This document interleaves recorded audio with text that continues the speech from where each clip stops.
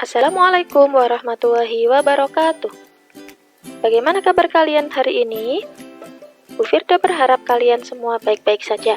Hari ini kita akan belajar tematik 2 kelas 5, subtema 2 pembelajaran 1 dan 2. Sebelum kita melanjutkan pelajaran, jangan lupa subscribe, like, and share akun Firda Pinky. Oke, kita lanjut ke pembelajaran 1.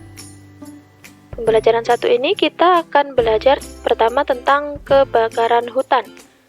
Kebakaran hutan merupakan peristiwa perubahan bentuk suatu ekologi alamiah akibat dari kegiatan pembakaran secara besar-besaran. Macam-macam kebakaran hutan ada 2. Yang pertama yakni kebakaran hutan yang disengaja.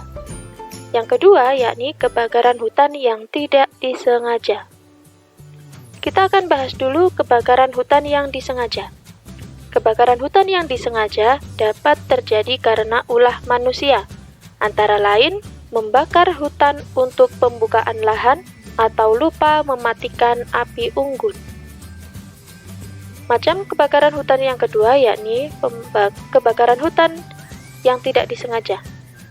Kebakaran hutan yang tidak disengaja bisa disebabkan oleh musim kemarau yang berkepanjangan atau juga karena sambaran petir. Bila terjadi kebakaran hutan, tentunya akan timbul asap akibat kebakaran hutan tersebut. Asap ini bisa menimbulkan pencemaran udara dan beberapa gangguan pada sistem pernapasan manusia.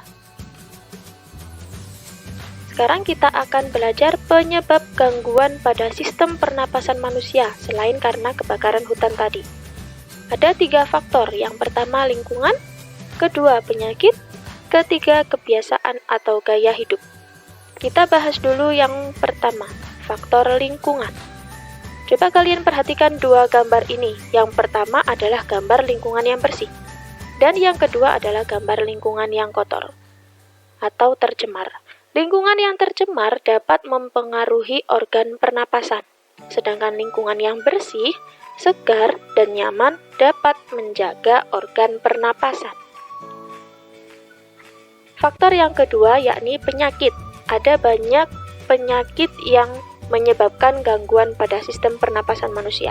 Yang pertama adalah asma. Asma adalah kondisi ketika saluran udara meradang, sempit, dan membengkak, dan menghasilkan lendir berlebih sehingga menyulitkan bernapas. Penyakit yang kedua yakni influenza. Apa itu influenza?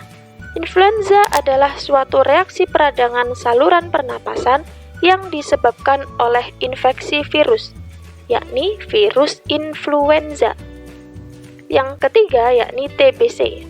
TBC ini singkatan dari tuberkulosis, yakni penyakit akibat infeksi bakteri Mycobacterium tuberculosis.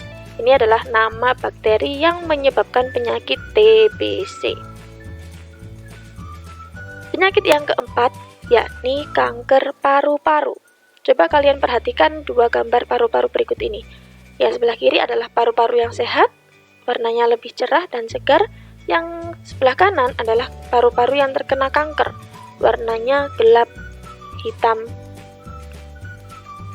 Kanker paru-paru adalah kondisi ketika sel ganas atau kanker terbentuk di paru-paru. Kanker ini lebih banyak dialami oleh orang yang memiliki kebiasaan merokok dan merupakan 1 dari 3 jenis kanker yang paling banyak terjadi di Indonesia. Penyakit yang kelima yakni pneumonia. Apa itu pneumonia? Pneumonia adalah peradangan pada paru-paru yang disebabkan oleh infeksi. Selain penyakit yang sudah Bu Firda jelaskan tadi, banyak juga penyakit yang lainnya. Kita lanjut ke faktor penyebab gangguan pada sistem pernapasan manusia yang ketiga, yakni kebiasaan atau gaya hidup. Kebiasaan atau gaya hidup yang mempengaruhi atau menimbulkan gangguan pernapasan, misalnya yang pertama, merokok. Yang kedua, kurang berolahraga. Yang ketiga, kurang tidur. Yang keempat, stres. Dan yang kelima, kurang asupan makanan yang bergizi.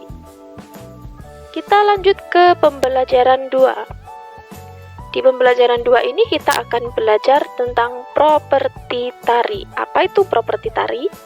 Properti merupakan salah satu unsur pendukung dalam sebuah tarian. Properti juga dapat membantu menjelaskan tema tari yang dibawakan. Tujuan penggunaan properti dalam sebuah tarian adalah membantu menjelaskan tema tari yang dibawakan. Bu Firda akan beri kalian contoh tarian dan properti yang digunakan. Bu Firda beri 3 contoh. Yang pertama adalah tari piring. Tari piring berasal dari Provinsi Sumatera Barat. Properti utama yang digunakan dalam tari piring ini adalah piring. Coba kalian perhatikan gambar berikut ini. Masing-masing penari membawa satu piring di tangan kanan dan satu piring di tangan kiri. Yang kedua adalah tari topeng. Tari topeng adalah tarian yang penarinya mengenakan properti topeng. Misalnya berikut ini, ada banyak tari topeng jenisnya ya. Yang pertama adalah tari topeng Betawi, tari topeng Dayak, tari topeng Bali, tari topeng Cirebon, tari topeng Magelang, dan tari topeng Malang. Selain itu juga banyak jenis tari topeng yang lainnya. Yang ketiga adalah tari serimpi. Tari serimpi berasal dari Yogyakarta. Serimpi artinya 4. Berarti tarian serimpi ini diperagakan oleh 4 orang penari. 1, 2, 3, dan 4. Properti yang mereka gunakan yakni cuntik alias keris kecil. Lalu ada jemparing atau panah, serta tombak pendek.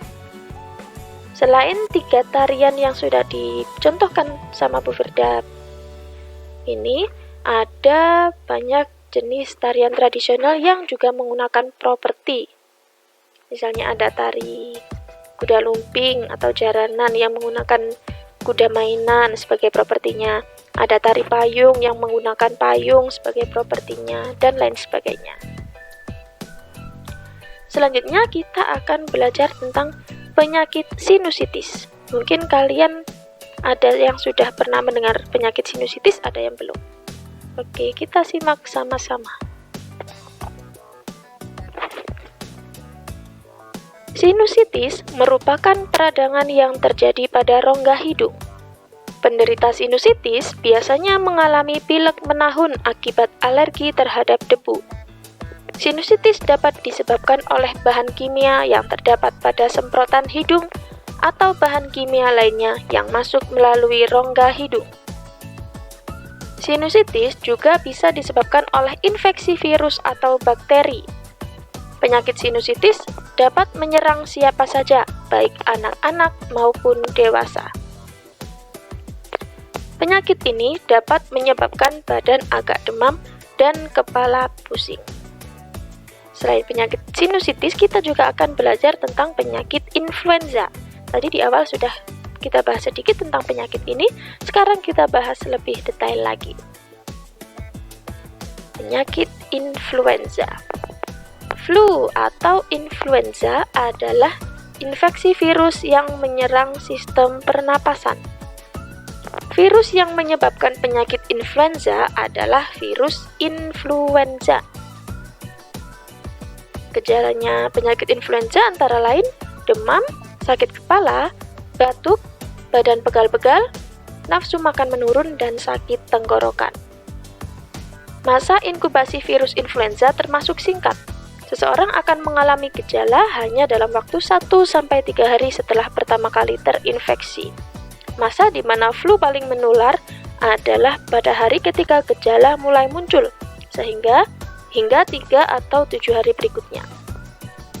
Banyak yang mengira flu serupa dengan pilek karena kemiripan gejalanya, tapi anggapan ini tentunya tidak tepat. Jenis virus yang menyebabkan flu berbeda dengan pilek biasa. Pilek umumnya muncul secara bertahap dengan gejala yang lebih ringan. Jadi antara flu dan pilek biasa itu lebih ringan pilek. Sedangkan flu atau influenza ini tentunya penyakitnya lebih berat lagi. Langkah penanganan penyakit influenza yakni istirahat yang cukup, banyak minum, dan menjaga tubuh agar tetap sehat. Baiklah, sekian pembelajaran hari ini. Terima kasih sudah menyimak dengan baik. Sampai jumpa di lain kesempatan. Wassalamualaikum warahmatullahi wabarakatuh.